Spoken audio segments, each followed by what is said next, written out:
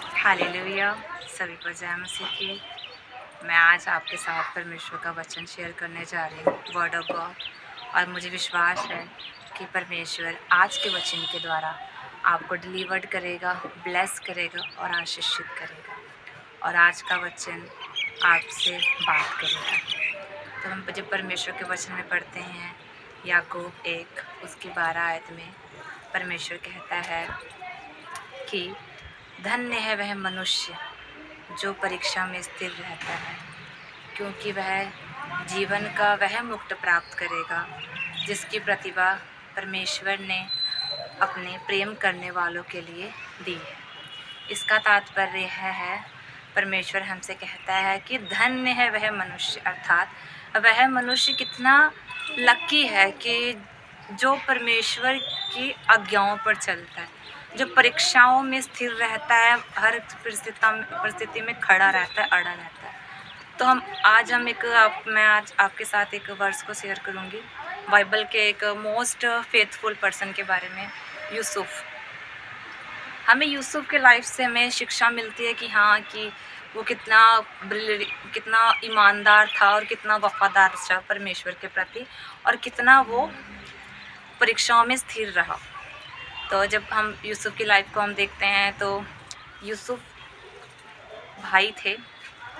तो यूसुफ पे परमेश्वर की बहुत ही दया थी और यूसुफ से परमेश्वर बहुत प्रेम करता था, और यूसुफ परमेश्वर की हर एक आज्ञा को मानता था, विश्वास करता था। हर एक परिस्थिति में, चाहे जैसी परिस्थिति हो, वो खड़ा रहता था। तो आइए हम उनकी लाइफ के बारे में जानते हैं।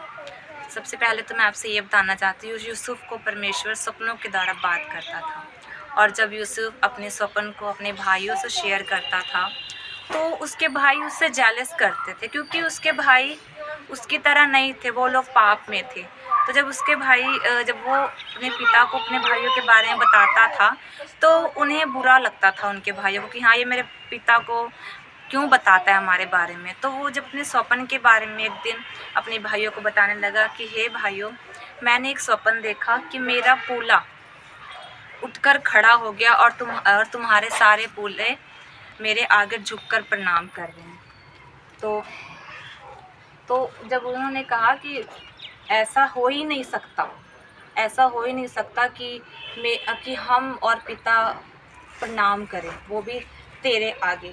तो वो लोग उससे बहुत ही जेलसी करने लगे। जब वो लोग जेलसी करने लगे तो वो मतलब ऐसा था कि जब वो जेलसी करने लगे तो उनके अंदर ना, जैसे कहते नहीं है कि शैतान जलन को लेकर आता है, पाप को लेकर आता है, फिर वही पाप मौत को लेकर आता है, तो वही है। तो जब वो जलन करने लगे तो उनके मन में ऐसा हुआ कि ये तो, इससे पिता हमारे बहुत प्रेम करते हैं, बहुत ज़्यादा प्रेम करते हैं। वो लोग जेलसी करने लगे।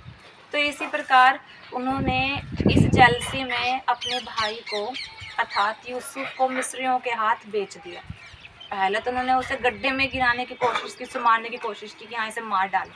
लेकिन रूबेन के कहने पर कि हाँ, ऐसा नहीं करो, क्योंकि वो हमारा ही खून है, हमारा भाई है। तो इसलिए उन्होंने मिस्रियों का हाथ उसको बेच दिया। और बेचने के बाद जब वो मिस्र में गया, उसको मतलब कि बहुत ही, वो एक राजा हो, मतलब एक अच्छा व्यक्ति होने के बावजूद भी उस पर बहुत ही दुख थे, परीक्षाएं थी, लेकिन फिर भी वो परमेश्वर के प्रति वफादार रहा। वो हर परिस्थिति में खड़ा रहा, अड़ा रहा, और हमेशा परमेश्वर में ब्लेसिंग्स को पाता रहा। और जब वो ऐसा था, जब वो परमेश्वर में एक दिन वो कार्य को कर रहा था, मतलब भूमि के कार्य को, बहुत, जब राजा गुस्सा हुआ कि कोई ऐसा बुद्धिमान पुरुष नहीं है कि जो मेरी हेल्प कर सके। फिर यूसुफ ने कहा, हे मालिक, मैं क्या इस चीज़ में आपकी हेल्प कर सकता हूँ। तो उसने हेल्प की, और परमेश्वर ने राजा के नज़र में यूसुफ की इमेज को बढ़ाया, और यूसुफ बढ़ता गया। और एक दिन ऐसा हुआ कि मिस्र के राजा ने उसे पूरे मिस्र पे क्या किया, मुख्यमंत्री करार कर दिया।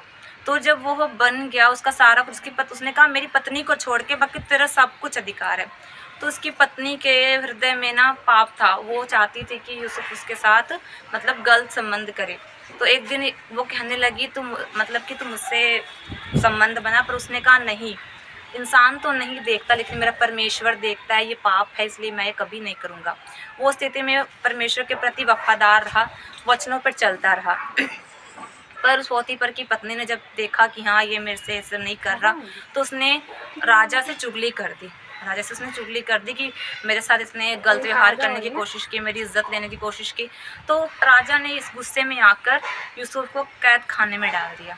जब यूसुफ को उन्होंने कैद खाने में डाल दिया, तब यूसुफ फिर भी परीक्षाओं में था, वो भी परीक्षा में था ना, परीक्षाओं में था। मतलब फिर ऐसा हुआ, जब परीक्षा में वो पढ़ा, लेकिन वो परमेश्वर के प्रति फेथफुल रहा, वफादार रहा, प्रार्थनाओं में रहा, उसकी आज्ञाओं पर चलता रहा। बल्कि उसके द्वारा जो कारखाने का मुख्य मंत्री था, मुख्य पर्सन था, वो भी ब्लेसिंग्स को पा रहा था।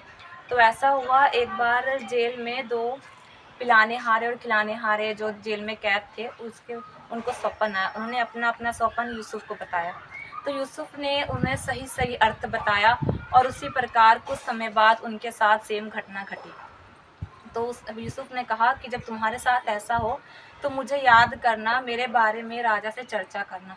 पर उन्होंने नहीं किया। तो इसी प्रकार एक बार राजा को सौंपन आया, जिसका अर्थ मिस्र का कोई मुख्यमंत्री, कोई यंत्र वाला, कोई भी पर्सन, कोई भी नहीं दे सका। शास्त्री कोई भी उनका आंसर नहीं दे सका, सौंपन का कोई अर्थ नहीं बता सका। तब पिलाने हारे को अपना पाप याद आया, और उसने कहा, हे मालिक, मुझे माफ़ कर। मुझे कैद खाने में एक व्यक्ति मिला था, जिसने मुझे मेरे सौंपन के बारे में सही बताया था, और मेरे साथ वैसा घटा, और मुझे विश्वास है कि वो इस सौंपन का अर्थ ज़रूर बताएगा।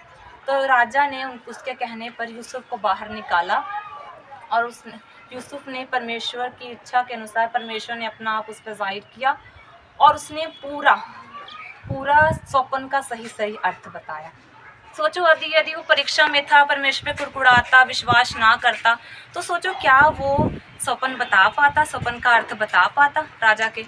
लेकिन इसीलिए वो परमेश्वर में परीक्षा में वफादार रहा, इसलिए उसने राजा के सौंपन का अर्थ बताया, और राजा ने उसे मुख्य पद पर उसको नियुक्त कर दिया, और उस पूरे मिस्र पर उसका अधिकार हुआ।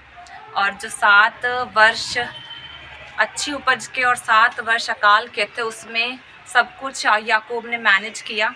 और ऐसा हुआ, एक बार जब इज़राइल में अनाजों की घटी हुई, तो उनके पिता ने, याकूब ने कहा अपने पुत्रों से, जाओ, मैंने सुना है मिस्र में मुख्य पद पे कोई नियुक्त है, जहाँ पर हमें अनाज खाने को मिल जाएगा। तो उसने अपने पुत्रों को भेजा अनाज लेने के लिए। तो वो लोग आके यूसुफ को दंडवत करने लगे कि हमें अनाज दे, मतलब पैसों के बदले हमें अनाज दे।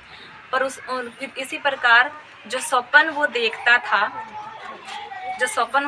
था यूसुफ, परमेश्वर ने उसे भी पूरा किया। उसके भाई उसके सामने दंडवत कर रहे थे। तो इससे हमें यह शिक्षा मिलती है कि परिस्थिति चाहे जैसी भी क्यों ना हो, हमें हर परिस्थिति में परमेश्वर के प्रति वफादार रहना चाहिए, हर परीक्षाओं में हमें स्थिर रहना चाहिए। मैं आपको अपनी लाइफ की टेस्टमनी देती हूँ कि मेरे लाइफ में क्या क्या हुआ। जब प्रभु ने मुझे पहली बार चुना, तो मैं परमेश्वर में नई थी। मेरा परिवार अन्य जाति में था। तो ऐसा था, जब मैं प्रार्थनाएं करती थी, मेरी मॉम मुझे डांटती थी, मुझे बोलती थी, अन्य जाति से थी, वो मुझे गालियाँ निकालती थी कि ये तू क्यों करती है। उसमें मेरी परीक्षा थी।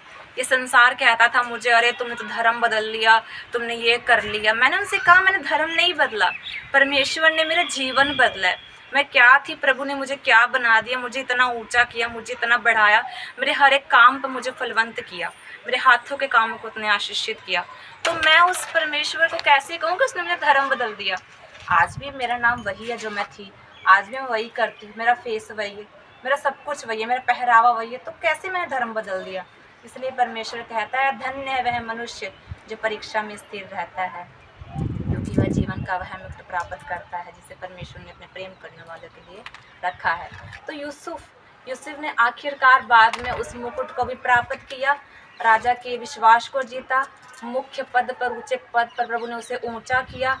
उसके भाई, उसके पिता उसके सामने दंडवत कर रहे थे, प्रभु ने उसे बढ़ाया, क्योंकि वह परीक्षा में स्थिर रहा, और परमेश्वर ने उसे ब्लेस किया, उसे ऊंचा किया, उसे वो मुकुट दिया जो परमेश्वर देता है। इसलिए मेरा यही कहने का मतलब है कि परिस्थिति चाहे जैसी भी हो, आप परमेश्वर में वफादार रहें, आज्ञाओं को माने, प्रार्थना करें, वचनों पर चलें, पवित्र बने और पवित्र रहें, तो सेनाओं का यहोवा हमेशा आपको ब्लेस करेगा।